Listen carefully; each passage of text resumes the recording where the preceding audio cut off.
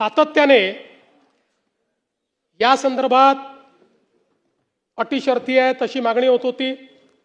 आज जवळपास आमच्या रणधीर सावरकरांच्या नेतृत्वात महायुतीचे सर्व आमदार मला भेटले आणि त्यांनी सगळ्यांनी मागणी केली की ही 50,000ची अट तुम्ही काढून टाका।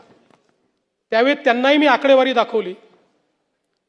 मी त्यांना सांगितलं की अट काढल्याने आमच्यावर 3-4 हजार कोटीचा भुर्दंड येईल, फार येईल असं नाही, 4,000 कोटीचा येईल, 5,000 कोटीचा येईल, पण शिस्तीचा भाग म्हणून ही आणलेली आहे। मी त्यांना दाखवलं की समजा 1 लाखापर्यंत नेली तर 2 लाख शेतकरी असे राहतात की ज्यांच्यावर त्या ठिकाणी त्यांना याचा फायदा मिळत नाही, पण तरी देखील सगळ्यांचं मत होतं की 2 लाख शेतकरी का सोडता।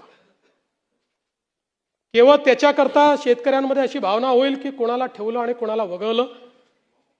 त्यामुळे मी आर्थिक शिस्त सांगत होतो आणि ते लोक मला हे सांगत होते की आपण व्यापक विचार केला पाहिजे आणि शेवटी लोकशाही आहे, त्यामुळे लोकशाहीमध्ये त्यांचा व्यापक विचार मी मान्य केला।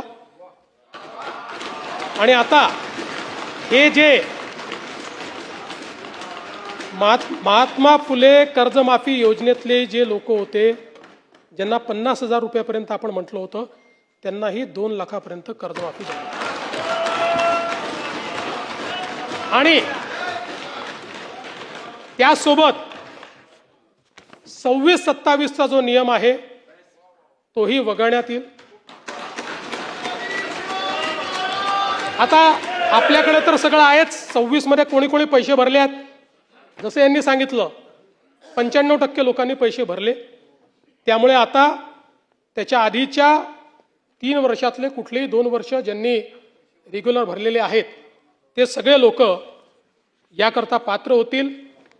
पुन्हा सांगतो, पहिल्यांदा राज्य सरकारने हा निर्णय घेतलाय, यापूर्वी कधीही असा निर्णय झालेला नाही।